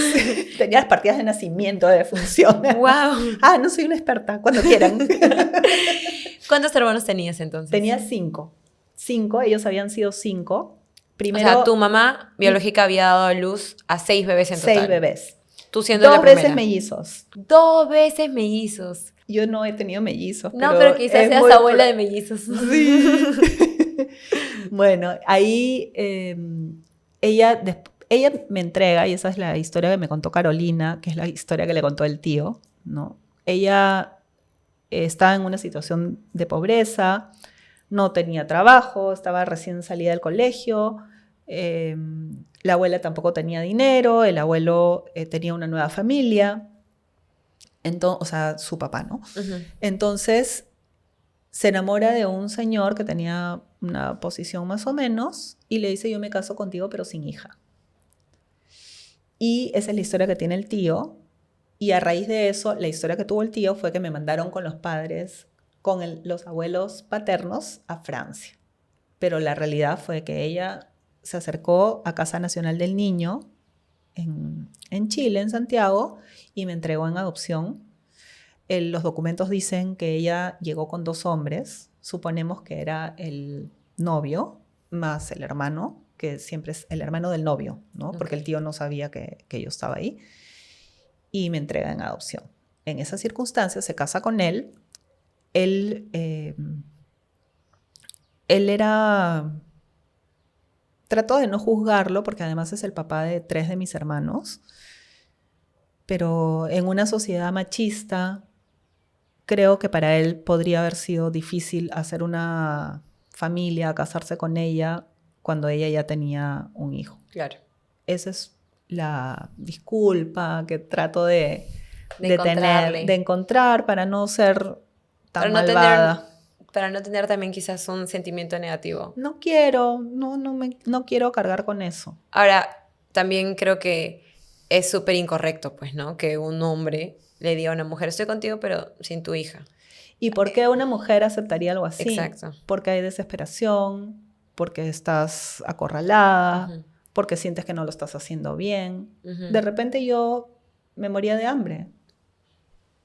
Claro. Y de hecho, en una de las cartas de mi mamá a Chile, porque después hay varias cartas cuando yo ya estoy en Lima, y en la primera carta que mi mamá reporta cómo es que llegué, mi mamá cuenta que me moría de hambre y en el avión le quité toda su comida. O sea, y que lloré. Entonces, pienso que de repente sí tenía hambre. Uh-huh. Hambre no emocional, sino hambre de verdad. Claro. Ese matrimonio con él no salió bien, obviamente, porque un hombre con esas condiciones, y ella también debe haber cargado cierto resentimiento porque él le puso uh-huh. esa condición. Tuvo primero un hijo, mi hermano Cristian. Él falleció a los 27 años. Y ese es el nombre que me dieron y por eso encontré a los demás. Y luego mellizos en el 72, 2 hombres. Mi hermano Pablo murió en septiembre del 2020. O sea que de ellos 3 solamente queda mi hermano Juan, que es un amor. Y luego ella se va a Argentina y conoce al papá de mis otros 2 hermanos. En el 80 da a luz a los mellizos Norberto y Carolina. Y Carolina es argentina, habla como argentina, está casada con argentino, pero vive en Santiago. Ok. Y Norberto sí vive en Argentina. Sí. Y yo viajé a los 15 días de esa comunicación, viajé a Santiago y ¿La conociste? Sí, fui con mi esposo muerta de miedo y la verdad fue muy, muy emocionante. Conocí al tío, el tío estaba muy emocionado con mi aparición. Él pensaba que había pasado otra cosa. O sea, tenía una historia en su cabeza, pero era muy diferente. Y hablaba con la tía, con su esposa, y decía, ay, ¿qué será? Dice que cada cierto tiempo se acordaba, ¿qué será de la Eli? ¿Qué será de esa bebé, no? ¿Qué será de la Eli? Ay, capaz que ni española habla, sí, seguro habla francés. Y estabas cerca. Yo estaba cerquita. Y luego viajé 6 meses después, viajé a Argentina y Carolina también viajó y nos juntamos. Y ahí sí viajé con mis hijos porque la primera vez me daba como miedo llevar a mis hijos, ¿no? Para un poco ver cómo era la situación. Y ya en Argentina, Carolina también viajó con sus hijas y los primos se conocieron. Y mi hijo es igualitito a mi hermano Norberto, pero igualitito. Te voy a mandar una foto. Y Daniela tiene una excelente relación con mi hermana Carolina. Se parecen mucho también, pero no tanto físicamente, más emocionalmente o de forma de ser. Y así comenzamos. Ellos vinieron también de viaje y yo viajo también todo lo que puedo. Comenzaron una relación de hermanos. De hermanos, pero sí, siempre es diferente, ¿no? Uh-huh. O sea, nunca nos hemos peleado. Y lo natural entre hermanos es pelearse, ¿no? Bueno, pero sí. También es que todas las relaciones de hermanos son diferentes. Pero de niña siempre te has peleado con tu hermana alguna vez. Claro. Por una muñeca. Ya nosotros como nos hemos conocido ya grandes, ya no caben esos pleitos de hermanos, de te comiste claro. mi comida, ¿no? Y bueno, y creo que hemos construido, y para eso hay que tener ganas. Tienen que tener ganas las dos partes. Uh-huh. Porque podrías decir, ella pudo decirme, mira, ¿qué información quieres? Yo estoy aquí si quieres. Te la doy, pero cuento, y hasta aquí llegamos, ¿no? Creo que eso también habla, porque al final los hijos son reflejos de sus padres, y eso debe hablar también de cómo era tu madre con ellos, ¿no? Que los hizo muy nobles, sí. Muy abiertos. Sí. Bueno, ellos tenían también hermanos, o sea, ellos tenían hermanos de mamá previos, ¿no es cierto? Y también tenían hermanos de papá mayores por el lado del papá. Entonces ellos estaban un poco acostumbrados así a los hermanos, medio hermanos. Y claro. Entonces cuando llegué yo ya me sumaron ahí a la manada. Sí. ¿Te han contado cómo era tu madre biológica? Sí, nos parecemos mucho. Me emocionaba cuando Carolina me contaba cosas, por ejemplo, a mí me llamó mucho la atención cuando, no sé, ni sé por qué lo hablamos, pero era... a mí no me gusta agarrar los melocotones cuando no están lavados. Esa pelusa. Sí, esos pelitos. Y lo mismo a mi mamá también se le ponía la piel de gallina con eso. O forma de ser así como un poquito cuadriculada, ¿no? Un poquito. No sé, y la apariencia física que, no sé, digo, de repente por algo yo estaba tan obsesionada con querer una foto, ¿no? Porque de verdad me parezco mucho, mucho. Y eso yo a veces veo que Carolina me escucha hablar o me ve y se emociona porque es como que un pedazo de su mamá volvió conmigo, ¿no? Claro. Sí. Debe ser un regalo muy bonito. Sí, y como soy mayor, igual la trato como hija. Mentira. Esa es la historia de tu madre biológica. ¿Pudiste enterarte algo también de tu padre biológico? En el lado de mi papá biológico, me demoré primero en comenzar a buscar. Como te dije, desde el comienzo, la primera idea que se me instaló fue la madre.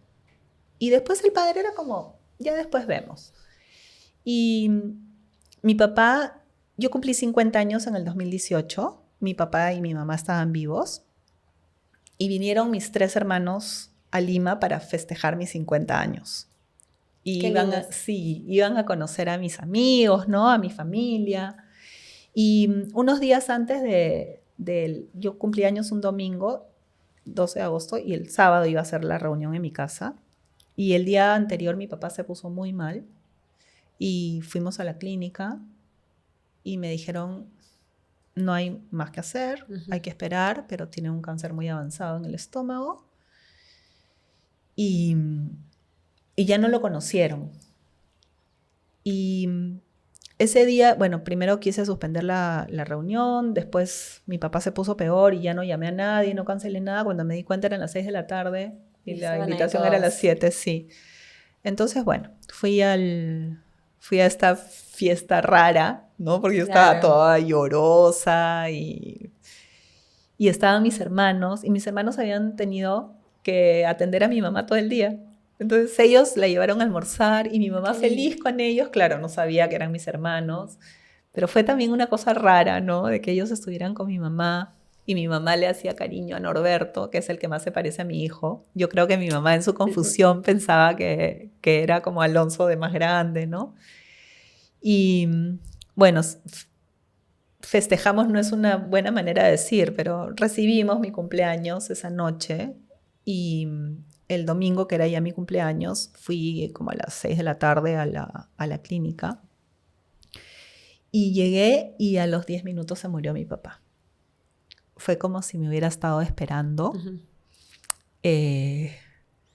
Yo sabía que eso iba a pasar, pero... Y también a veces te dicen, ay, pero era súper mayor, pero eso no te quita la pena, ¿no?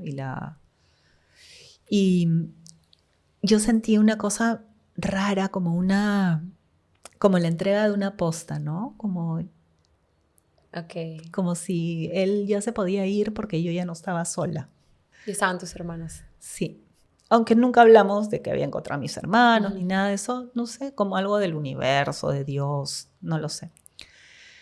Bueno, y después para escribir el libro tuve que un poco retroceder en los mails que mandaba, los WhatsApps, ¿no? Para poder hacer la cronología correctamente. Y me di cuenta que justo un mes después de que mi papá había muerto, en septiembre del 2018, yo escribo un nuevo correo al Servicio de Menores de Chile preguntando por mi origen paterno.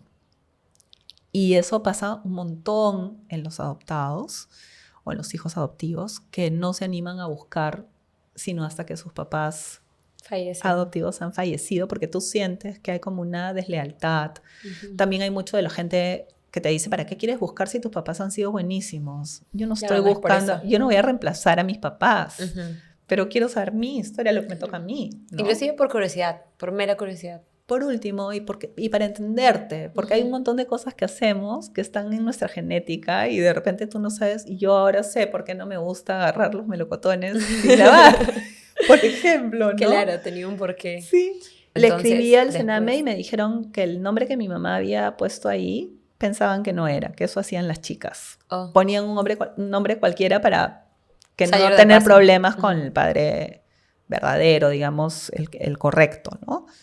Y lo buscaron, hice todo el trámite igual, lo buscaron y después de un par de meses me dijeron que no, que efectivamente ese no era porque tal y tal y tal. Ellos ya tenían su... Entonces quedaba la opción de hacerme un ADN en esas bases de datos internacionales que con una muestra de saliva la mandas a Estados Unidos, si es que estás en América, y en Europa hay otro laboratorio de MyHeritage, que es el que más se usa en Chile. Pero me demoré como un año en hacerlo, ¿no? Porque cada paso me costaba. No era, claro. Y a veces tenía como un montón de viada y después te daba un poquito de miedo, porque también, ¿qué te puedes encontrar? ¿No? Hay cosas que a veces uno no quiere saber, pero es tu verdad también, ¿no? Y la verdad siempre va a ser mejor aunque duela. Bueno, finalmente me hice el ADN. El tío recordaba un nombre. El tío decía que mi padre biológico era Juan Haddad o Jabat y que era el dueño de un negocio en la calle Rosas. Esa era la información.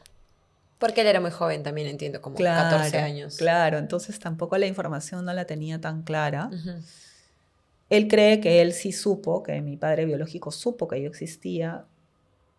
Yo tengo dudas sobre eso, no estoy muy segura de que ella se hubiera atrevido a decirle, tal vez no. Y bueno, y encontré en esas coincidencias de ADN, me salió una prima en segundo grado. O sea, con una prima hermana compartes abuelos, con una prima en segundo grado compartes bisabuelos. Y tenía todo en privado. Su nombre era un nombre, un alias, porque tú no estás obligado a poner tu nombre, puedes poner Periquito. Pero ella administraba un árbol genealógico que tenía de título Jabás. Y ya coincidía. Y eso coincidía, Juan, de repente, claro, Jabás puede ser. Entonces, Norberto, Carolina y yo en una llamada tripartita, yo estaba en Máncora con muy mala señal de internet, comenzamos a buscar. Y Carolina encontró un aviso del negocio en la revista Árabe Palestina de Chile, de Santiago, el negocio de la calle Rosas del señor Juan Jabás. O sea que ya sabía el nombre de mi padre. Y de ahí poco a poco iba averiguando más y no encontraba, y no tenían redes sociales. Él era mucho mayor que mi mamá biológica. Y al final, Carolina y Norberto también me insistían. Ellos también querían saber. Juan también, ¿no? Y has averiguado, pero Juan es mucho más tranquilo, su temperamento es más tranquilo, pero Carolina y Norberto son argentinos, así como intensos, ¿no? Mucho con italiano. Entonces era así, pero che, hacelo, no sé qué. Y yo ya lo voy a hacer, me daba un poquito de cosa. Hasta que, bueno, al final Carolina me consiguió el correo electrónico de la hija de mi supuesto hermano. Ok, de tu sobrina sería. Mi sobrina. Y le escribí Y le dije, mira, tengo esta información, parece que tu abuelo, que ya había muerto, ya, eso sí, ya tenía la partida de matrimonio, de difunción, de todo eso, ya era experta sacándolo de la vez anterior. Ya estaba, ya. Pareciera tal, ¿no? Entonces Marcia me dijo, mira, mi papá está mal del corazón ahora, no quisiera darle una noticia así, voy a esperar a que se mejore, pero sí, yo te apoyo. Ella es psicóloga además, entonces creo que caí... Buena suerte. Sí, caí en buenas manos, y también que sea mujer, porque creo que si eso lo recibe... Lo he hablado con Carolina. Si eso se enteraba nuestro hermano Juan, por ejemplo, el menor, Juan no hubiera contado nada a nadie, se hubiera quedado callado y nunca nos hubiéramos enterado de que teníamos familia. Pero claro, cuando la contactó a Carolina, Carolina dijo, yo no me voy a quedar con esta noticia así. Claro, tengo que hacer algo. Tengo que actuar. Y en este caso contacté a Marcia, que fue el correo que conseguí, y Marcia después de un par de meses le dijo a su papá. Pero en ese interín no me dejó abandonada, ¿no? Me escribía cada 2 semanas y me decía, todavía no he podido hablar con mi papá porque sigue con la presión alta o tal. Y en una de esas le dije, ¿me puedes mandar fotos de tu abuelo para ver si me parezco? Y bueno, y lo vi, era un hombre muy guapo. Entiendo por qué mi mamá estuvo con él. No encontraba tanto parecido como el parecido que tengo con mi mamá biológica, pero sí las cejas, por ejemplo, sí habían cosas que... Sí. Y bueno, y cuando ya Marcia habló con su papá, que también se llama Juan, porque para encontrar que Juan era, todos eran Juan. Juan Pablo, Juan Antonio, Juan José, Juan no sé qué. Todos eran Juan. ¡Qué pesados! Y todos con el mismo apellido, imagínate. Claro. Bueno, ya me he vuelto una experta. y él me llamó por teléfono de inmediato. Sí. Él me lleva 21 años. Es mucho mayor. Sí, 21 años me lleva él. Las menores me llevan 12. O sea, ellas tenían 12 cuando yo nací. También mayores. Sí. Es que, claro, él era 30 años mayor que mi mamá. 47 aproximadamente. Sí. Y claro, como siempre decimos, no hay que mirar las cosas con los ojos de hoy. Exacto, sí. Con los ojos de antes, la chica de 17 ya se estaba casando, tenía hijos a los 18. O sea, los hombres de 47 tenían esposas jóvenes. Sí. Mi abuelo dejó a mi abuela para casarse con otra señora. Claro, de hecho, si lo vemos con nuestros ojos de la sociedad en la que vivimos ahorita, lo vamos a ver súper mal. Seguramente también estaba mal, no lo sé, eso depende de cada uno, pero no somos quien para juzgar algo que pasó hace 50 años, 60 años, en otro lugar, con otro contexto. Entonces, y no tienes los elementos para juzgar. Por supuesto. Ya, supongamos que decimos, ya, vamos a juzgarlos. No tienes nada. Entonces, claro, o sea, en realidad no es algo que les corresponde. O sea, siento que igual, si, como decíamos antes de empezarnos, si tu hija viene a los 17 y te dice que está saliendo con alguien de 47... Me da un ataque. Sí. Sí. Pero esta es la sociedad en la que vivimos ahora. Pues, sí. No sabemos tampoco los entretelones, no. Hay muchas cosas que se escapan. Claro, puede ser una historia muy mala o una historia no tan mala. Sí, no sé.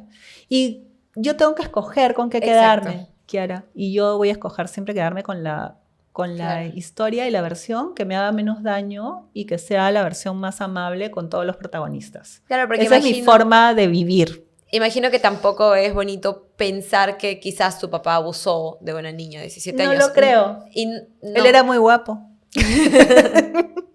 Y mi mamá también. Entonces yo creo que hubo una atracción entre ellos. Yo no sé si él de repente en ese momento estaba medio separado de su esposa, claro, y después se amistaron. Hay tantas cosas que pueden haber pasado, pero siempre voy a escoger la mejor versión. Sí. Y bueno, entonces ahí Juan me llamó y me dijo, porque yo en un momento pensé, de repente es él mi papá, porque se llamaba igual.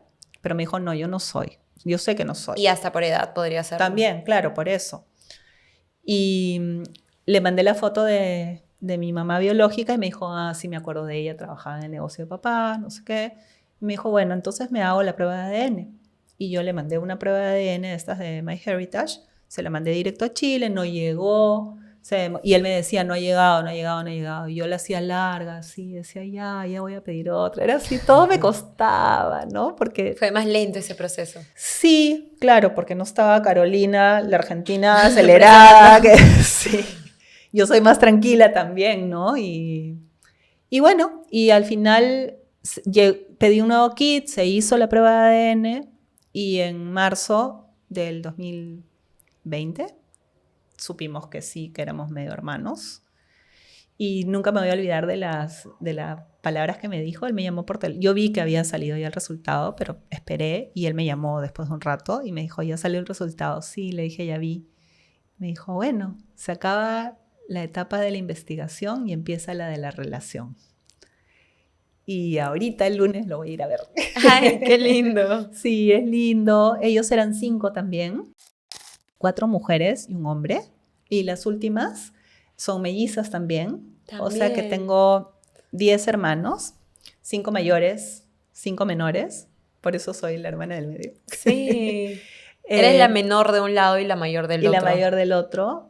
Hay 3 pares de mellizos. 3 pares de mellizos. 5 mujeres y 5 hombres. Wow. Así que mi versión esa de hija única se acabó. Totalmente, sí.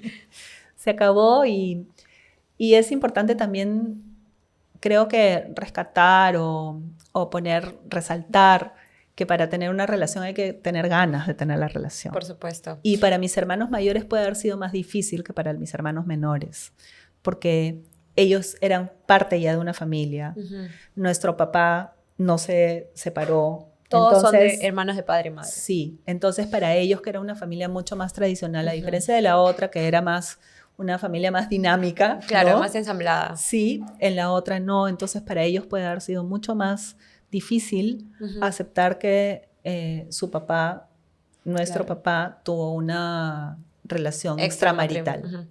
Igual habían cosas raras. Por ejemplo, yo creo, o sea, suponemos que yo nunca he visto a mi papá biológico, ¿no? Entonces, suponemos que no. Claro. Mis hermanos están seguros de que si él hubiera sabido del embarazo, él se hubiera hecho cargo.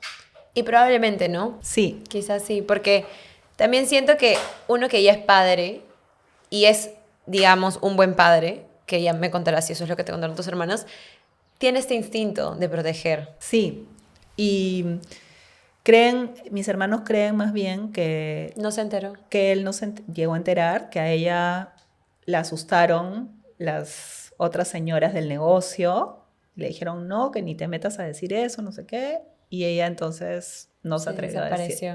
Esa es la hipótesis que tenemos. Justo nosotros hemos confirmado nuestra relación cuando estábamos en la pandemia, en el 2020. Y llegó el 2021, las vacunas, y en septiembre del 2021 viajé a Santiago a conocer a mi familia paterna. Y fue lo caso, era lo que te quería contar, es que a ese señor yo nunca lo he visto, creo, ¿no? Ni nunca, a diferencia de con mi mamá biológica, claro. Estuve 1 año y medio, entonces podríamos decir, ay, seguro viste lo del melocotón y algo, ya, pero con él no. Y de pronto un día conversando, yo siempre he hecho las tareas en la cama. Tenía el escritorio, la mesa del comedor, pero siempre me gustaba estudiar en la cama, hacer las cuentas en la cama. Hasta el día de hoy me encanta hacer cosas en la cama, ¿ya?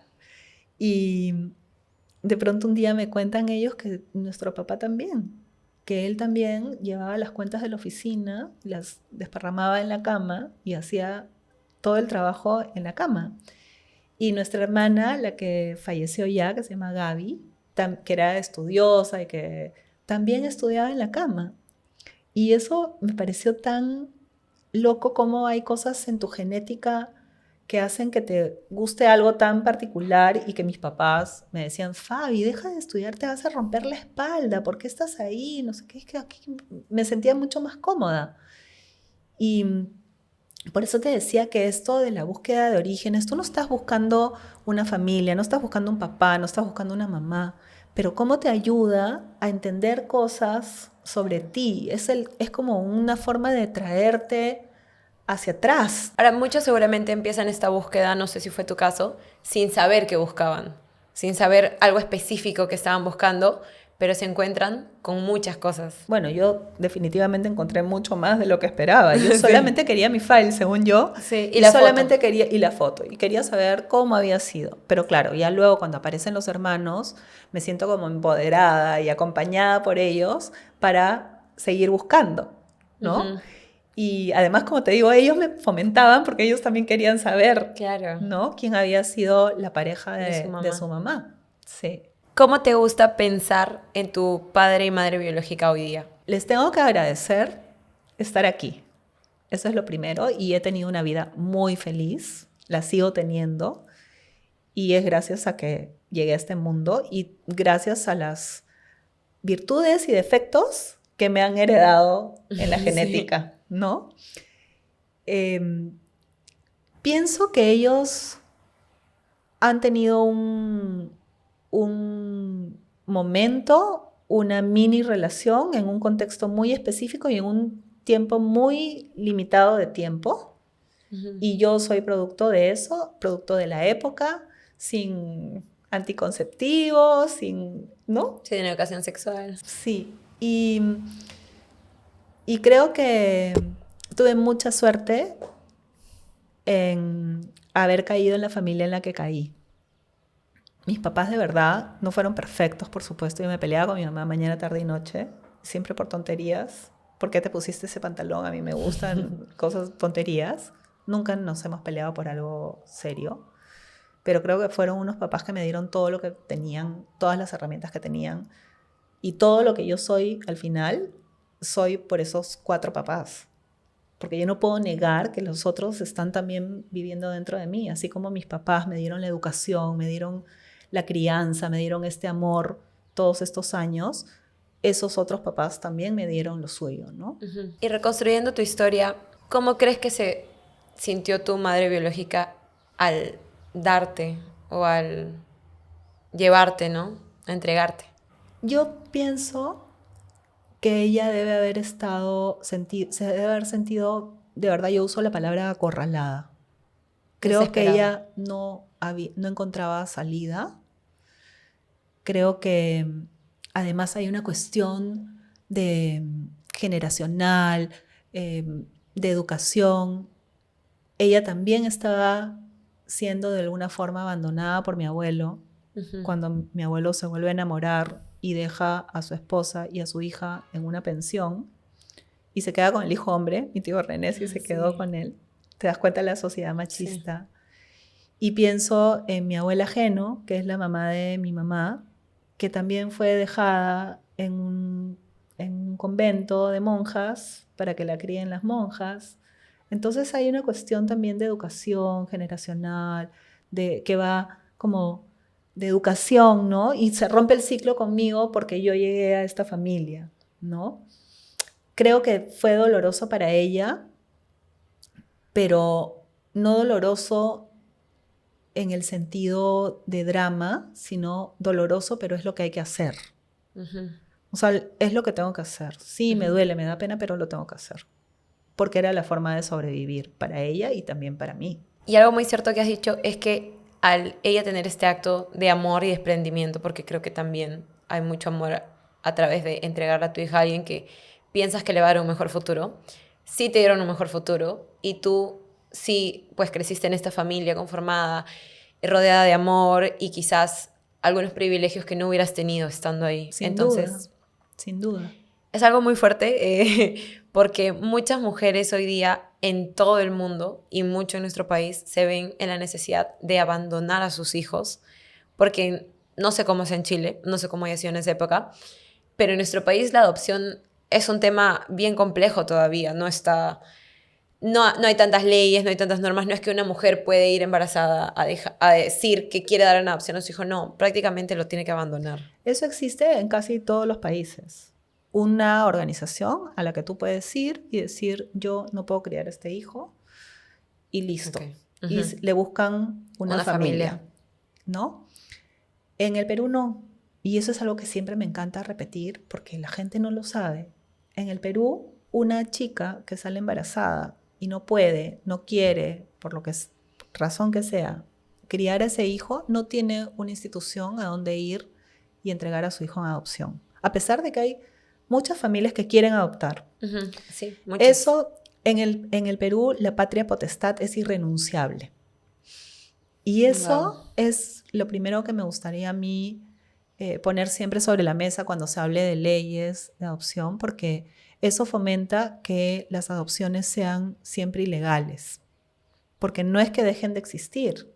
Lo que pasa es que, oye, esta chiquita está embarazada y no puede, no quiere, yo conozco una familia que le gustaría no sé qué, y lo que hacen es solamente encontrar un doctor que diga, sí, esta señora dio a luz al tío Pepe, que dio a luz en su casa, yo atendí el parto, listo, testigos, y listo. Y eso se hace, y se hace, y se hace. ¿Y qué pasa cuando esos niños crecen y quieren buscar sus orígenes? Que son los casos que tengo. No tenemos nada.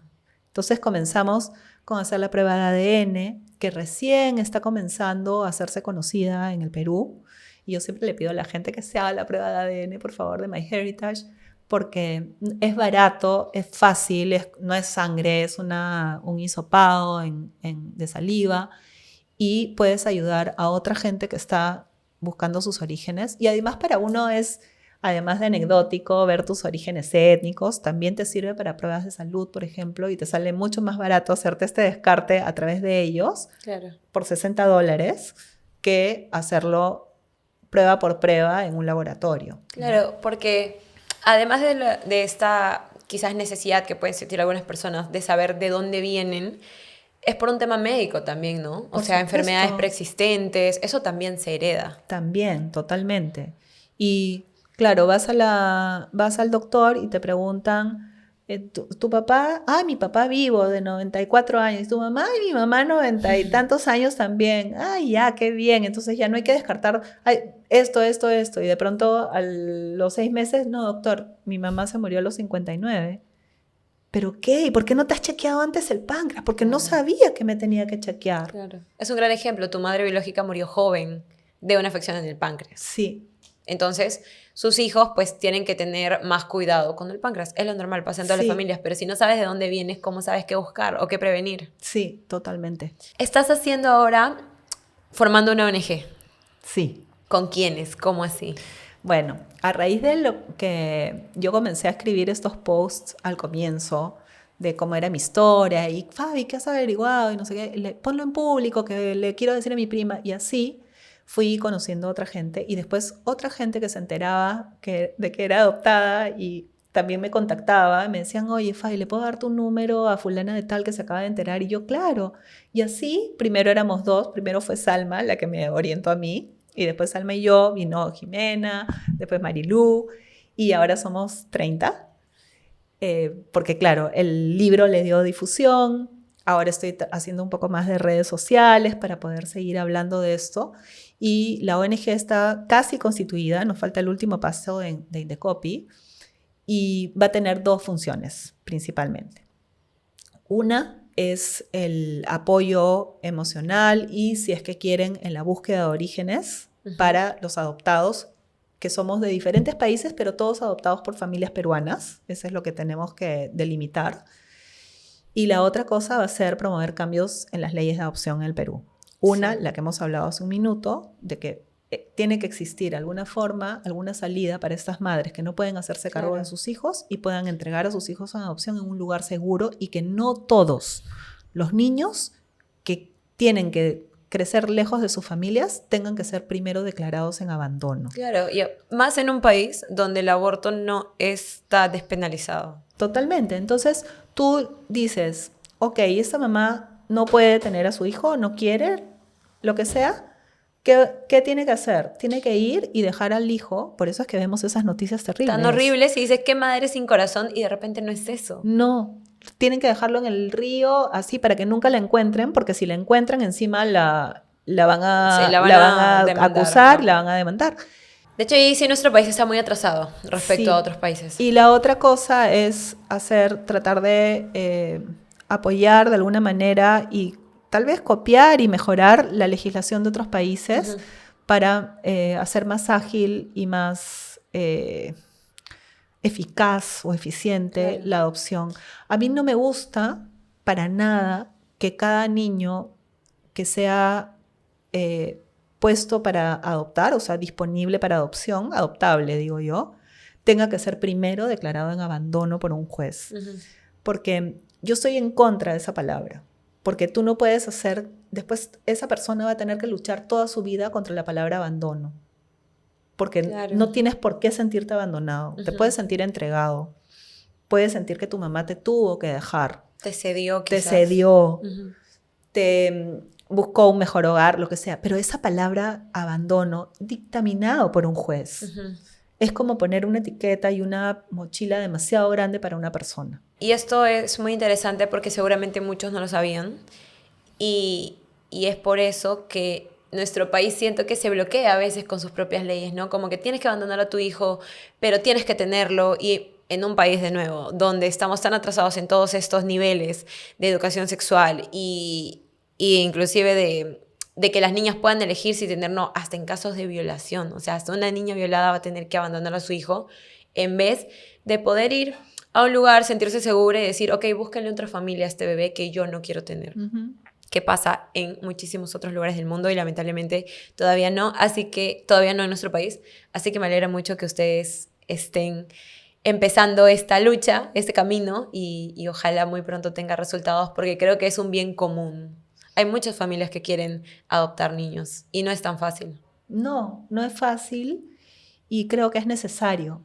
Y esos niños, además, para ser declarados en abandono, tienen que pasar 4 años, por lo menos, en que nadie los visite y todo. Y eso también trae otra nueva mochila. Mientras hay familias que están esperando, ansiosos por ser papás y por darles esta familia, este amor a estos niños que están...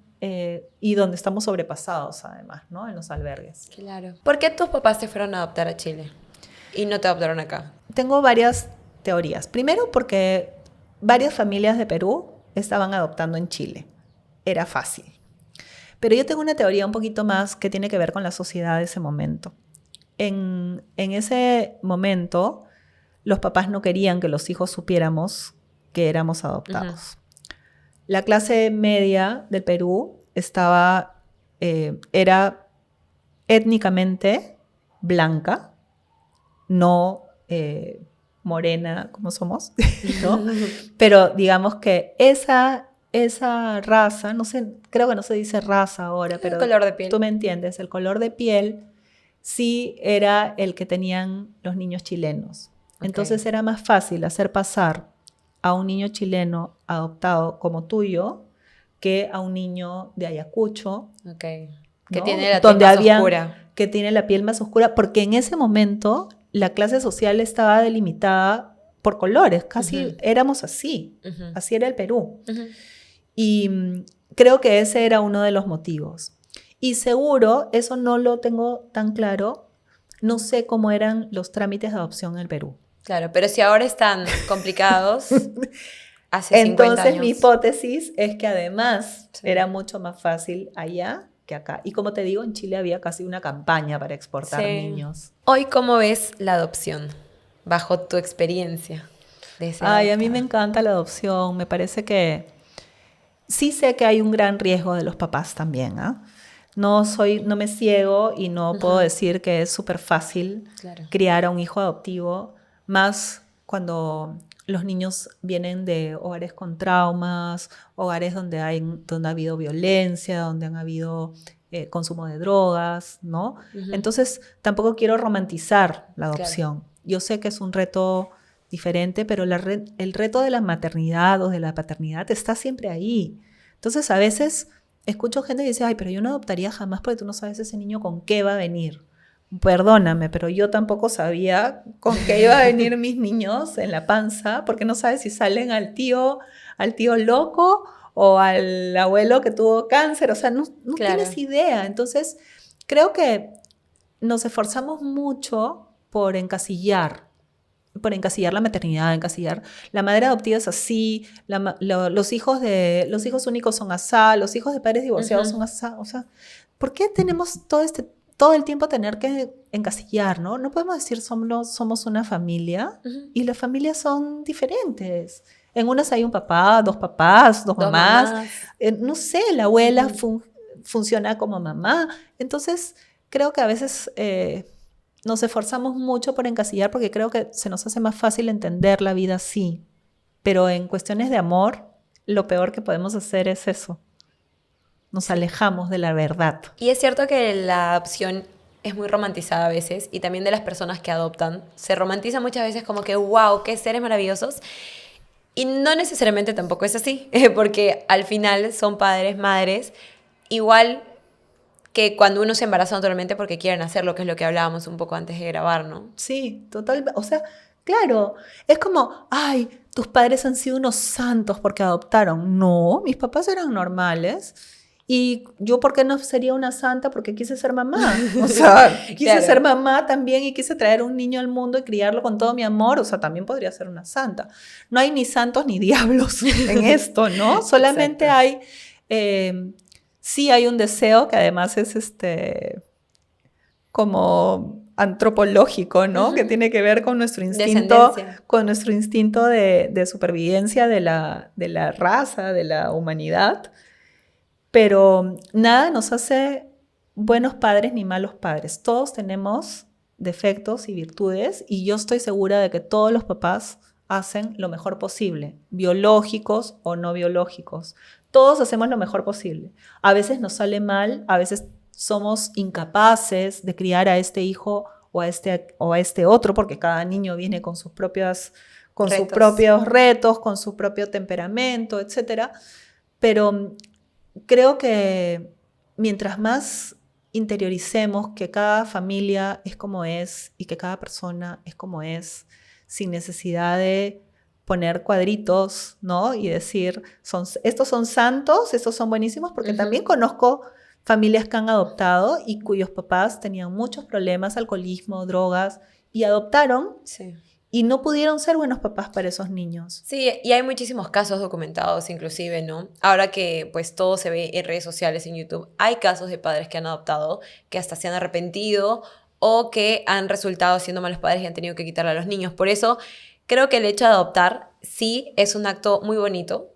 Creo que es muy bonito así como querer ser madre o querer ser padre. Hay mucho amor de por medio, pero sí creo que debe haber un acompañamiento psicológico alrededor de una adopción. Más hoy día, que hace muchos años pues ni siquiera la gente iba al psicólogo. Creo que ahora ya nuestra sociedad ha avanzado un poco más en este aspecto, en saber que necesitamos fortalecer nuestra salud mental. No, y si tienes la herramienta, antes no existía la herramienta. Exacto. Pero hoy en día existen terapias, existen coaching, existen instituciones que te ayudan en esto, entonces tenemos que aprovechar ese conocimiento para ser mejores papás, biológicos o no. Todos tenemos algo que aprender. Totalmente. Bueno, cuéntanos cómo te animaste a escribir el libro y, por favor, muéstranos, que me encanta porque es rosado. Somos las Pinkies. Bueno, Rosa Bismutol me fastidiaba, te digo. El libro surge a raíz de los posts, estos que yo ponía, y a raíz de que la gente comienza a decirme, Fay, pero tienes que escribir un libro, porque claro, la historia daba para el libro. Sí, la realidad siempre supera la ficción. Sí, y a mí me gustaba escribir, entonces un día, la verdad que me demoré un montón en tomar la decisión. Comenzaba y me desanimaba, y luego, hasta que dije, no, esto lo voy a hacer en serio, contraté un editor, y luego cuando fui avanzando con él, me dijo, no, este libro está para una buena editorial, para Planeta.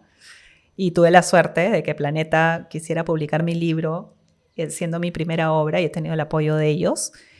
Y el objetivo siempre ha sido llegar a más personas con este mensaje sobre la adopción, desmitificar un poco, bajar del pedestal a los papás biológicos, subir del inframundo a estas mamás que dan en adopción, ¿no? Y poner todo más en un contexto más normal, ¿no? Todos somos humanos, todos nos equivocamos, todos hacemos cosas buenas y todos hacemos cosas malas.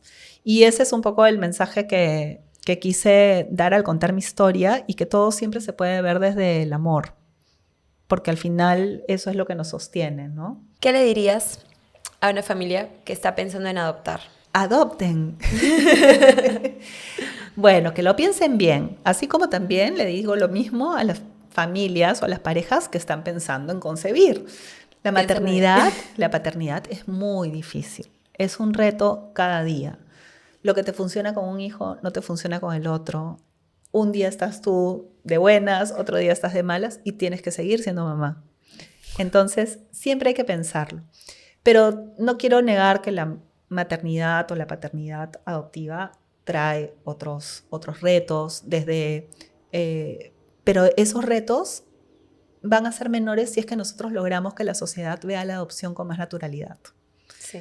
Porque creo que el mayor reto es que se deje de usar eres adoptado como un insulto entre hermanos. Totalmente. O en el colegio. Mi mamá te encontró en el basurero, ¿no? ¿Se dicen así entre hermanos? Sí. Ok, entonces eso, mientras nosotros logremos sacar eso de ahí, va a ser mucho más fácil la crianza de un niño adoptivo porque no tiene por qué sentirse mal por eso. Uh-huh. Primero, que no es responsable. No tiene ninguna culpa de que sus padres biológicos no hayan podido quedarse con ellos. Y segundo, porque lo podemos ver siempre desde el amor y enseñarle a la sociedad que el amor es lo importante, no la biología. Uh-huh. Es lo que nosotros escogemos hacer. No claro. Tiene que ver. Yo puedo tener padre asesino y madre asesina y no por eso yo voy a ser asesina. Claro, puedo ser una buena persona. Así es. ¿También recomendarías que lo comuniquen los padres quizás que tengan niños pequeños y hayan sido recientemente adoptados, que lo comuniquen a medida que ellos van creciendo? Definitivamente. Hay países en los que es una obligación. Uh-huh. O sea, tú llenas los formularios de quiero adoptar y dice me comprometo a decirle siempre la verdad sobre su origen a mi hijo. Existe. Wow. En otros países, en Rusia, por ejemplo, puedes escoger o sí o no, ¿no? Que dicen que es opción de los padres. Pero yo creo que lo más sano siempre es vivir con la verdad. Porque, ¿quién sabe? Yo puedo estar arrastrando traumas o miedos infantiles porque yo sabía que algo se me estaba ocultando, pero no sabía qué. Exacto. Y de repente, si a mí me hubieran dicho, bueno, nosotros te adoptamos, te fuimos a buscar, te ansiábamos, mira las cartas que yo escribí porque te quería así. De repente mis sospechas hubieran sido mucho menos angustiantes, claro. ¿No? Yo soy siempre promotora de la verdad, aunque duela, siempre. La verdad es lo más fácil y es lo más fácil de sostener. Mi mamá se iba enredando con sus mentiras, el tío Pepe, que no era ginecólogo, y no sé qué, claro. Le pusieron una ¿inyección de qué? ¿No? La verdad siempre es mejor. La verdad siempre es mejor y creo que algo que he aprendido yo de este episodio es a no juzgar, porque juzgamos con mucha facilidad y juzgamos desde nuestros ojos y desde nuestro contexto y de la vida que tenemos, pero es muy difícil saber realmente lo que está pasando con las demás personas y ahí es donde de nuevo intento hablar de la empatía y lo importante que es tener la empatía inclusive con personas que ya no están a nuestro alrededor, en el caso de tu madre biológica, por ejemplo. Te agradezco muchísimo, Fabiola, por venir. Me alegra mucho que te hayas animado a escribir un libro. Sé que es tu primer libro y creo que no hay mejor forma de dejar tu huella en el mundo que con uno. Gracias. Con eso y con los hijos. Y con los hijos. Y de ambos tienes. Sí, muchas gracias, Kiara. Te agradezco un montón que me hayas invitado. Me encanta tu podcast. Y voy a contar contigo siempre para apoyar estas ideas en beneficio de los que todavía de repente ni han nacido y que espero que tengan una vida familiar en adopción feliz. Por supuesto, yo encantada de participar y me alegra mucho que estén haciendo esta ONG.